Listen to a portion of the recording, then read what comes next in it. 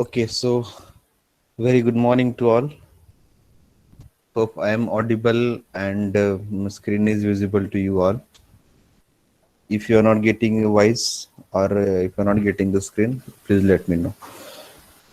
So, from last couple of lectures, we are looking after the compression molding and its design parameters. So basically, we have started dealing with some design aspects of mold design. And as I told earlier, we are basically going to deal with and only important processes which are widely used for manufacturing of so many applications. Right, so basically there are too many processes, but there are only couple of processes which are there for most of the applications, like can compression molding and injection molding. Okay, so that way we are going to deal with only that many processes. Basically, whatever the design process is applicable for this kind of mold process, so it is similar to others also. Okay, there is no any such difference. Okay, so that only basic part we are looking after, and accordingly we have started with the design aspect of the compression mold, which is most widely used. And then we have started with looking after some of the parameters like mold heating, why it is required, why the free flow of the molten material is expected, why mold venting is there, what happens if suppose gases will be trapped inside the mold cavity, and how it will affect the performance or uniformity of the component. Okay, that's what we saw in case of mold heating and mold venting. Later on, we have started with the basic design aspects of compression mold, and we have started with the ejector pin. And if in a short, ejector pin is supposed to be described, it is a as like it will act as like a bouncer in the sense it will help to eject the component from the mold cavity.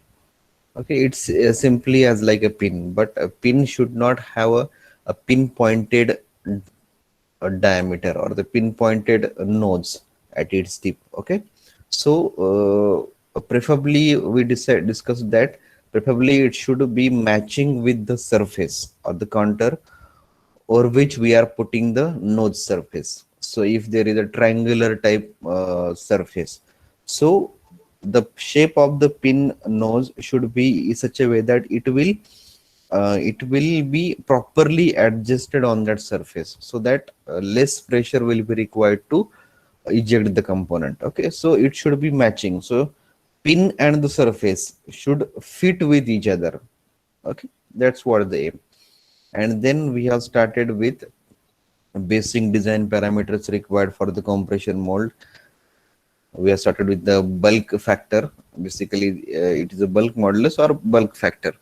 Okay, so bulk factor is nothing but volume of raw material required for the molding to the volume of final product. Okay, and I told you the importance of bulk factor. Bulk factor basically is the property of material, is the property of material. So whenever the material will be specified for the molding purpose, along with that bulk factor will be specified. Getting it? Okay, so based on that bulk factor, you have the value of bulk factor. You can calculate the volume of the component based on the design parameters. So you know the volume of the product, you know the bulk factor, so easily you can calculate volume of the raw material. Okay, volume of the raw material, and that's what the requirement of bulk factor. So apart from volume of the raw material, it will include the volume of fillers. Okay, fillers are the additives. Fillers are the additives. It will support the material maybe with respect to strength or maybe with respect to some specific property, whichever it will be required. Okay, so it are nothing but the additives. So some many times this volume of the additives will also considered based on the its content. Now we dealt with some of the formulations, like how to calculate the volume of the part, based on the weight of the part and density. Okay, apart from that, one extra point you will have to recall here, that a flash allowance also we are considering while considering the loose volume of the raw material.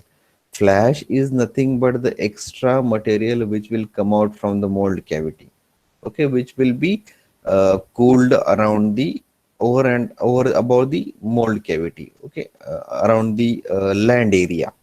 Okay, so mostly highest maximum you can consider 20%. So what we are doing, we are not taking the exact volume of the raw material which we will get by calculations.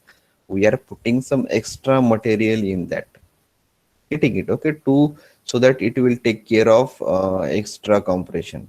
Okay, so what we want ultimately, the product should be as per the design. Okay, that's what they. And then we have seen the projected area also. Projected area is nothing but the effective area over which we are, or this mold pressure is acted. Okay, over which the mold pressure is acting, that is nothing but the projected area. So if suppose there will be a cavity inside the component, we are deducting that particular area. So only we are considering effective area. So projected area is that area over which mold pressure acts, right? And okay, here this projected area has mentioned.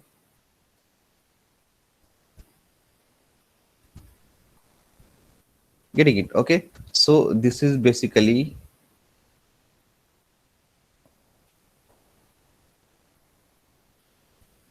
this is basically an cavity. This black colored cavity is there. So we are going to reduce this volume. We are going to reduce this volume. Okay, and this region. Let me take another color. This region, this one. This is nothing but the effective area. This is nothing but the effective area. Getting it? Okay. So this red colored. Otherwise, I will zoom it. You can easily see that. Right. So this is the effective area. This, getting it? Okay.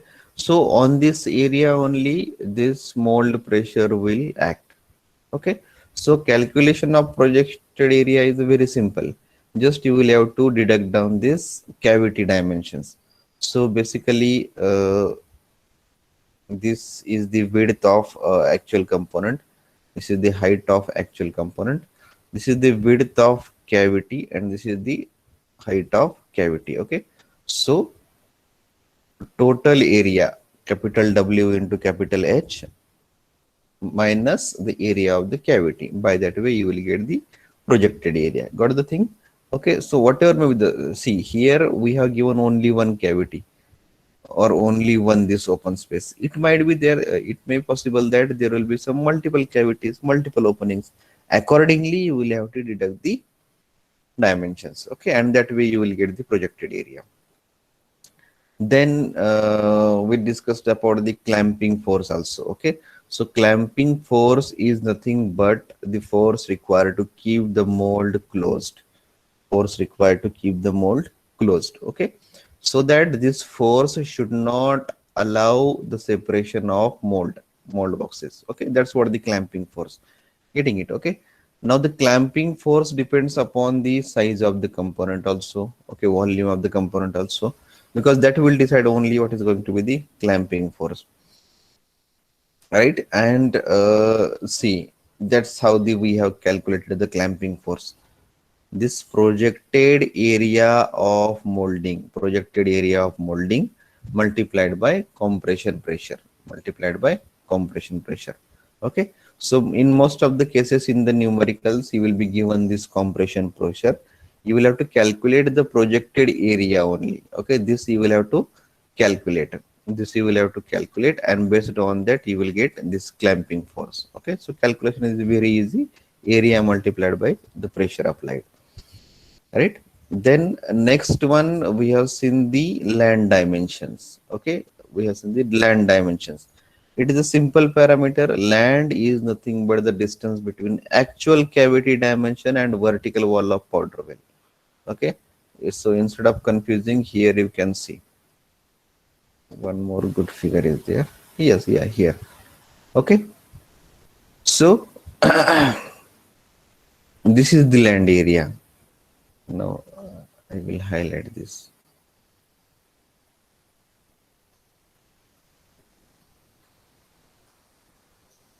Okay, so this is the land area. This is the land area. This is the land area. Land area is nothing but this mold, upper mold box is landing over this area. It is landing over this area. Okay. So basically what is happening as per the definition, this is the mold cavity and this is the vertical wall. This is the vertical wall. Are you getting? Okay, I will take it down. Mold cavity and vertical wall. Okay, so this is nothing but the land area. This is nothing but the land area or the land. Okay.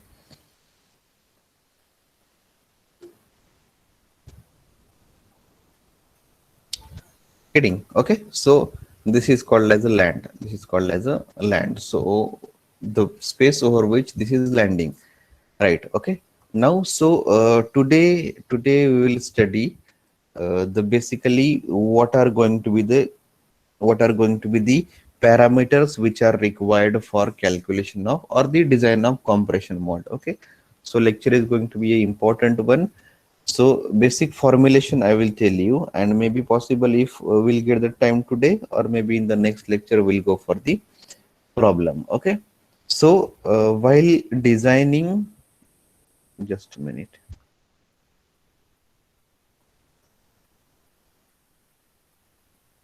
Right. So while designing the compression mold, we are going to consider some of the parameters. So see, this is the basic procedure.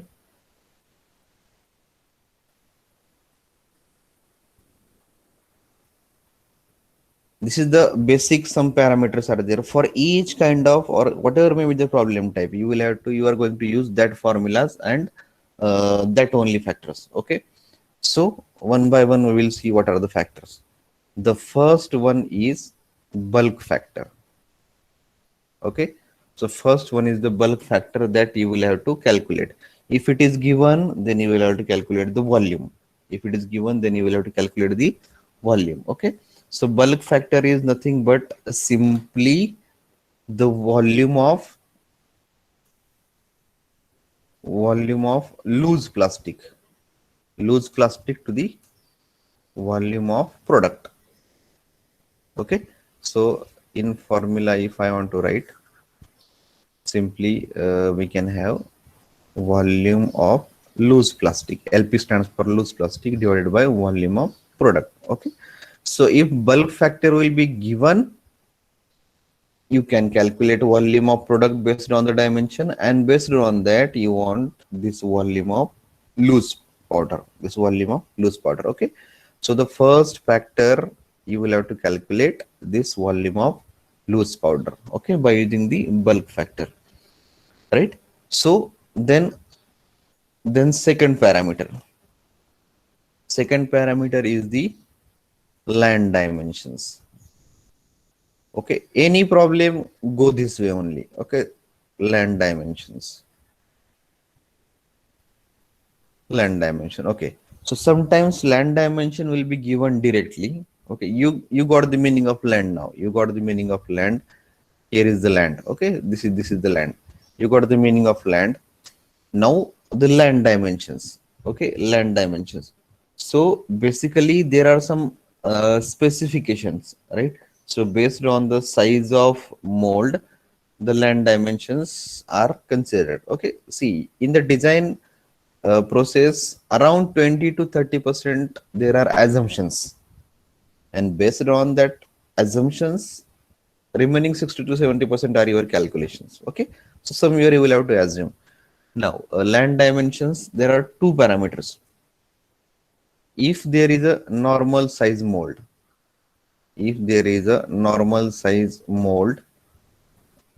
Okay, normal in the sense average size. Okay, so the dimension of the land, or simply length of the land is considered as 4 to 9 millimeter, normal size mold. Okay, and for if there is a large size mold, if there is a large size mold, in that case it will be 9 to 16 millimeter. In some problem they will ask, they will give the directly dimension also. Okay, need not to calculate. Okay, calculate or consider. So if normal size mold will be there, they will mention in the problem like normal size mold is design required to design, or large size mold is considered. That time you can take average of this around 5 to 6 millimeter if normal size, or 10 to 11 millimeter if large size. And if it is given, then no need to think about that. Okay. Third parameter, third parameter is design of loading chamber. Design of loading chamber. Okay, rather I'll take another one. Third parameter will be design of loading chamber. Okay.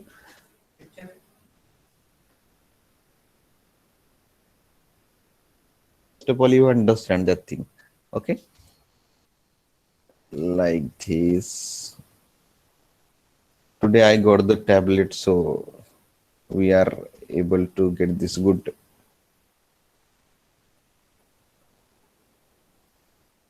So basically, if theory part is there, this setup is not required. But use of technology is must. Right. Okay. So what is happening?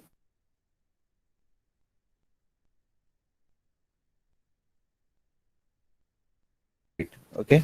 Nothing but the lower base of the mold. So we are putting the raw material inside this cavity, and by using some punch or plunger, okay, we are pressurizing it. Okay. So this is nothing but the loading chamber. Loading chamber means the chamber in which compression occurs. Chamber in which compression occurs. Okay, chamber in which compression occurs. Okay, so this is nothing but the loading chamber. Got the meaning? Okay, simple. In which this compression occurs. Okay, right. So with respect to loading chamber, we have to consider some part. Okay, and I will show it to you. Okay, now basically what happens, see, wherever possible we are avoiding exactly vertical surfaces, exactly sharp corners, getting it, because there are some disadvantages of that. Okay, sometimes we are providing draft, sometimes we are providing rounded corners, getting it. Okay, so similar way here also, instead of providing exactly vertical section, okay, so that ejaculation will be proper, many things are there. So what we are doing, we are providing flare. Okay, some that is called as a flare. Okay, so this way, not around the entire surface. Okay, are you getting? This is vertical one and this is angular one. Like the drawing is not proper.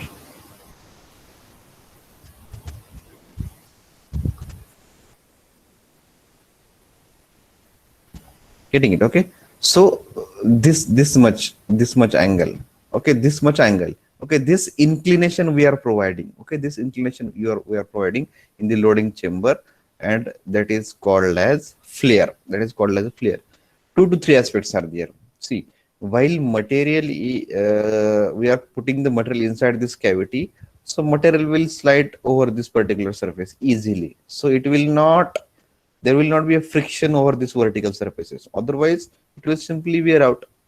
Getting it? Okay, it will expand in the size. Okay, so this is provided, this flare is provided not throughout the vertical surface. Okay, so possibly this compression will occur inside this here in this section only this effective compression will occur. This material will be compressed to this size. Okay, so by considering this way, only up to this flare is provided. Now what is the general range of flare? Mostly this angle of flare is around like 0.33 to 1 degree, 0.33 to 1 degree, this flare angle. And the up to what height this flare is required to provided? See, this is the distance. Okay, so around this distance is 4 to 6 millimeter, 4 to 6 millimeter. Okay, so general starting of the flare will be 4 to 6 millimeter above this compact molding section. Okay, here actually compact molding happens. So this flare is provided 4 to 6 millimeter from this size. Getting it? Okay, now apart from this, we don't want this sharp corner, this one and this one also. Okay, obviously here angular will get. So what we are doing,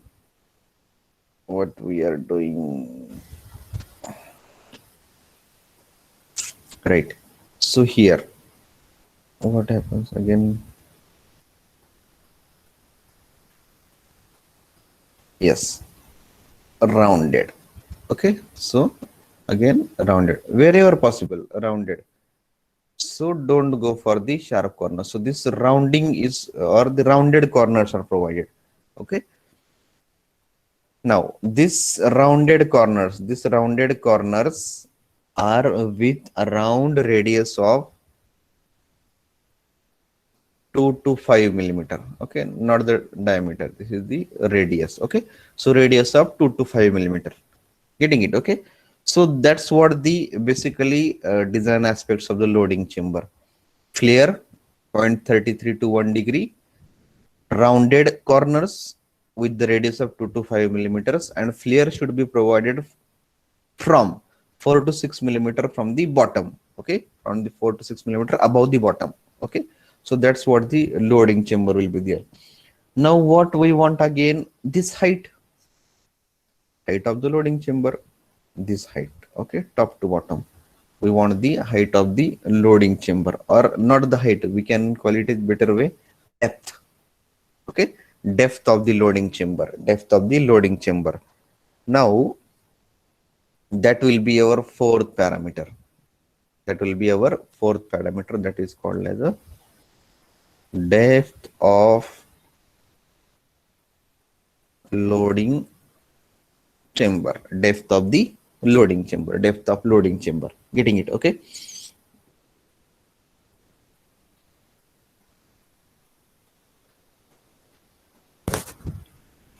okay. So now as like your machine design, there are some specific formulations that you will have to keep it in mind. Only hardly 3 to 4 formulas are there, that too easy. Okay, so the depth of loading chamber is calculated like this way: volume of loose powder. Okay, total volume of loose powder minus volume of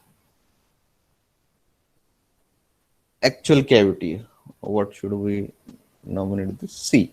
Okay, volume of actual cavity. Okay, divided by projected area. So we will define the projected area with AP, projected area. Okay, so here D is the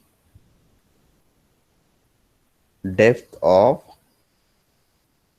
loading chamber. D is depth of loading chamber. Second, VLP is the total volume of loose powder. VC, actual volume of cavity, and AP. What is this? not area. This will be projected area. Okay, make sure that dimensions will be proper. Okay, this, if this will be in a centimeter cube, area should be in that way only. Okay, right. Okay, so simple thing, loose powder minus cavity, oh sorry, volume of loose powder minus volume of cavity, volume of loose powder minus volume of cavity divided by projected area. Okay, so this will be your fourth parameter, that is the depth of loading chamber. Next one, next one is the to calculate the projected area. Next one will be to calculate the projected area. Okay,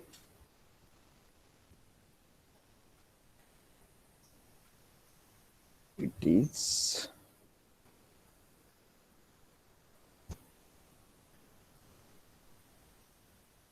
to calculate projected area. Okay, to calculate the projected area. Okay, simple. Now see, it is not common to all.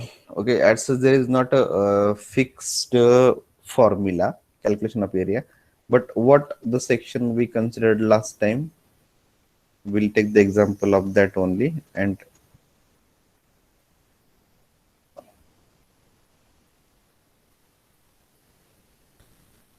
see, this is the internal cavity.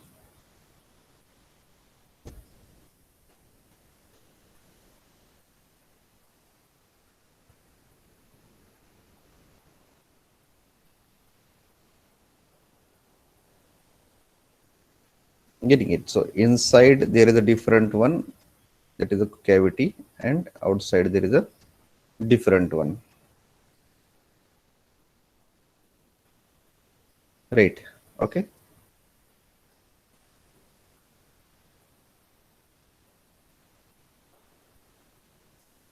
Okay. So this height will be small h. This small width will be w, small w. This larger height will be capital H. Larger size will be capital W. Okay. So in this case, projected area is simply W into H, capital W into capital H minus small w into small h. Okay. So this red colored area is the projected area. Okay. Sometimes it will be directly given. Okay. So see, but all the time you will not get this kind of simple component. Okay. Just deduct the cavity area or the open space area, you will get the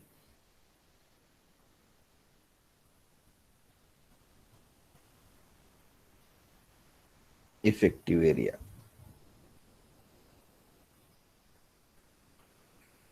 Just a minute.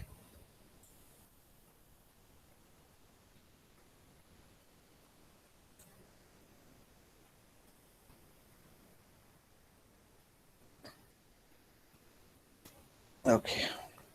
Right. So projected area, depth of chamber, and now sixth one. Sixth one, flash thickness. Flash thickness. Okay. First of all, understand the meaning of flash, and then we'll go ahead. Okay. So just a minute. I will draw.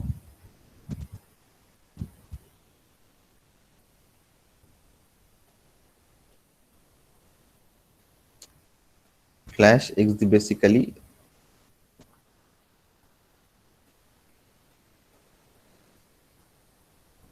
excess material.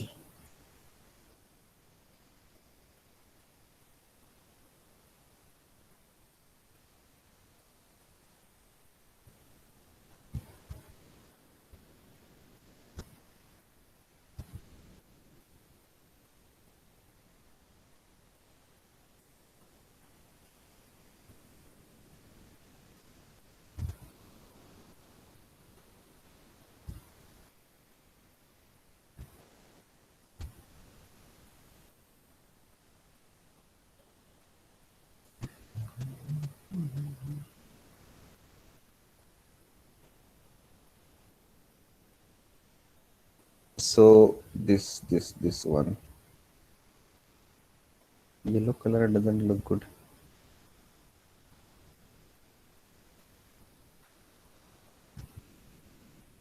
This one. Okay, now this is the component. Getting it? So whatever you are observing centrally, this is the only component.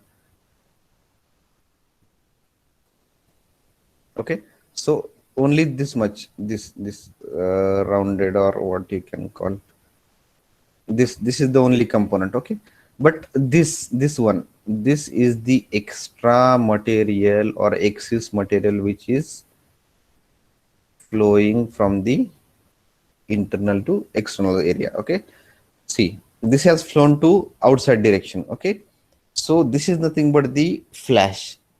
Okay, so from top, this cavity, another mold box will be like this. Getting it? Okay, right. Okay, so this is this one is the extra, this is the extra. Okay, and that is called as flash. Okay, so don't think it in a way that can we reduce the raw material and we can avoid this flash. No, possibility is that component will not be manufactured properly. Okay, so flash is required. You can easily remove that by machining operation afterwards. Okay, but it is required, right? So this excess material flow out from the cavity and form a thin layer of plastic film called as the flash. Okay, generally, see, what is this area? Can you tell me what is this area? This area is nothing but the land. This area is nothing but land. So flash is generally formed on this land. Okay, and usually the flash allowances, there is no need to calculation of the flash. Usually only flash allowance is provided. Flash allowance is provided. Okay, right? So have you seen the see, we have seen one formula. In that we have considered a 10 to 12% extra material is required while calculating the volume of loose powder. Okay, so accordingly flash allowance is provided as 0.13 millimeter. 0.13 millimeter for all kind of components. For all kind of components. Okay, so while designing the mold and the component, this flash allowance of around 0.13 millimeter is provided. Okay, so keep it in mind. This every time any problem, just write down 6 parameter as a flash thickness is considered as 0.13 millimeter. Okay, 7th parameter, clamping force.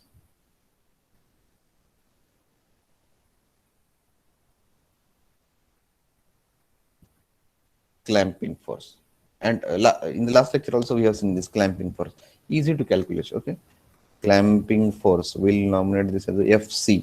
Clamping force, is, what is the clamping force?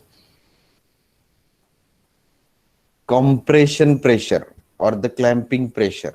We'll write this as a pressure of clamping into compression pressure, or the clamping pressure into projected area. Okay, so this is compression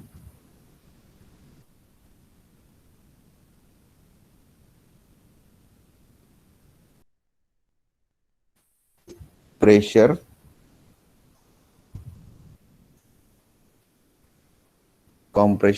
and this one is projected area. Keep just ensure the proper dimensions. Okay, should be in a same dimension. Getting it? Okay, so this will be a clamping force. Got the meaning? Compression pressure, PC, it will be given, and projected area you have calculated. Based on that you can calculate the clamping force. Now what required is the compression pressure. If not given, okay, there are certain range, there is certain range for the compression pressure, PC. Okay, so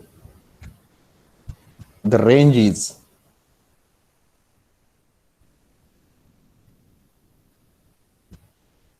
150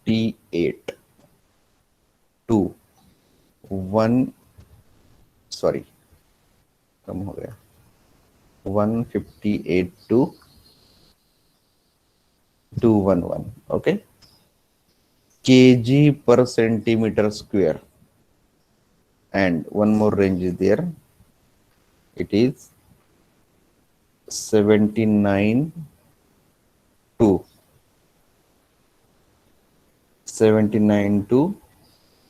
105.5, okay, kg per centimeter square. Okay, so two ranges are there. First one, okay, for phenolic material,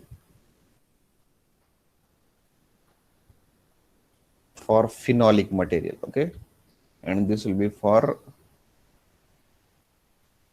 urea and melamine type material.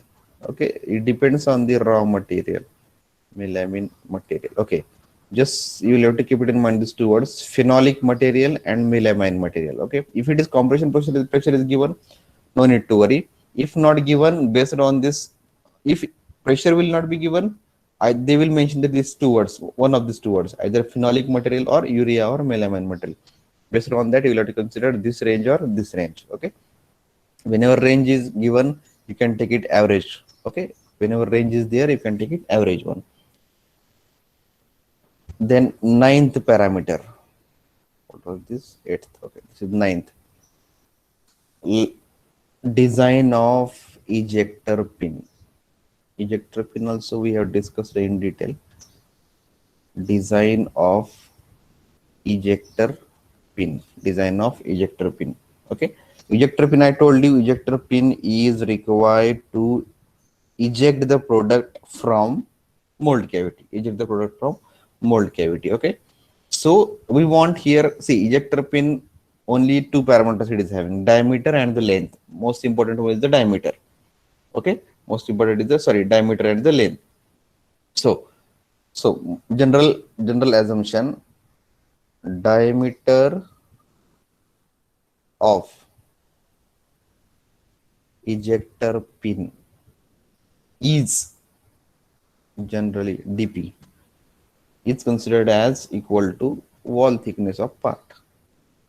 Again, consideration or assumption, wall thickness of part of component. Okay, so diameter is considered equal to wall thickness of part, and length of ejector pin, which is required to calculate, length of ejector pin, it is denominated by LP, length of ejector pin. It is having three parameters, L1, L2, L3, L1, L2, L3. Okay, so this LP is the total length. Out of this L1, how to calculate the L1?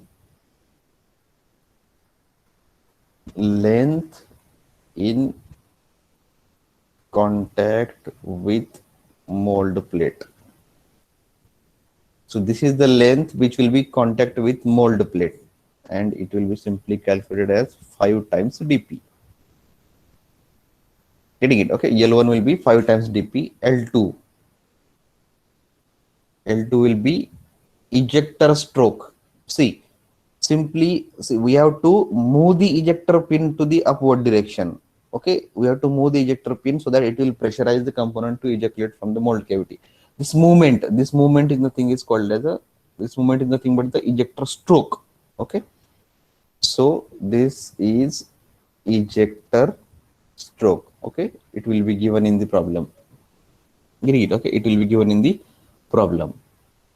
And L3 will be allowance, a small allowance, which will be mostly around of 5 millimeter. Okay, so these three parameters are there.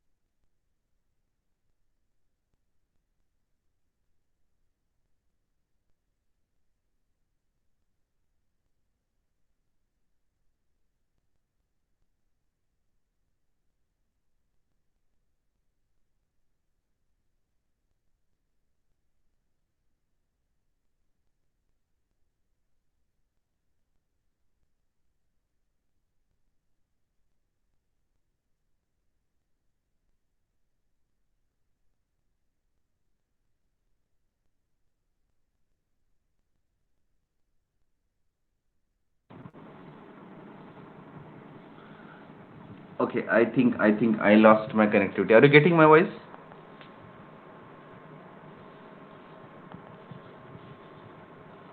Hello.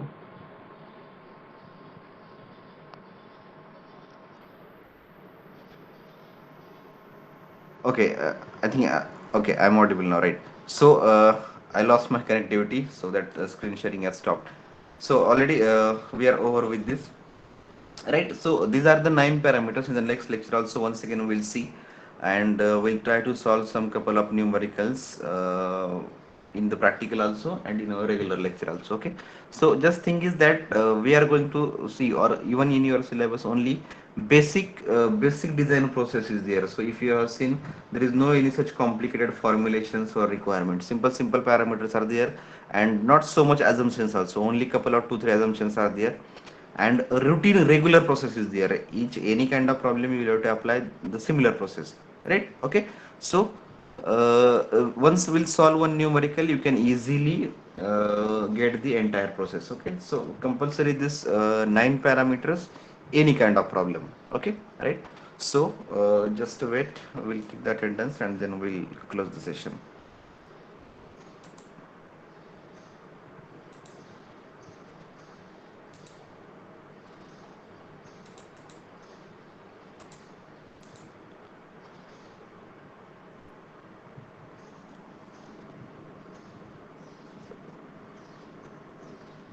Okay, so I will write down the roll number now.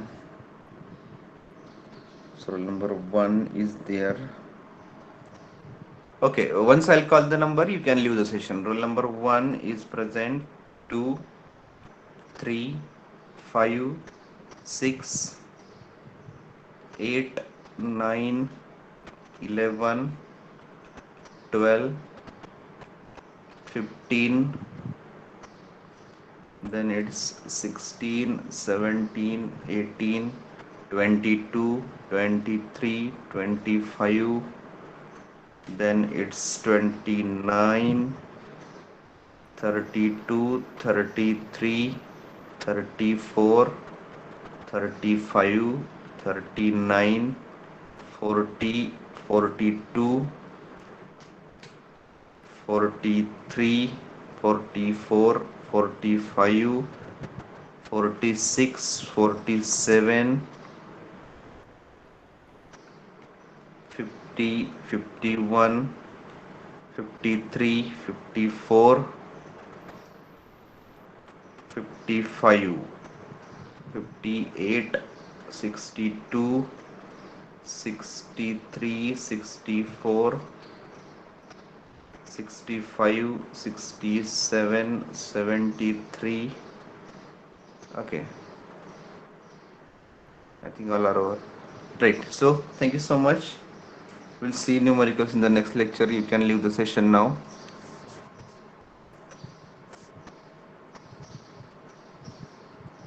Hello, sir. 62. 62, it is marked. Okay, sir. Thank you.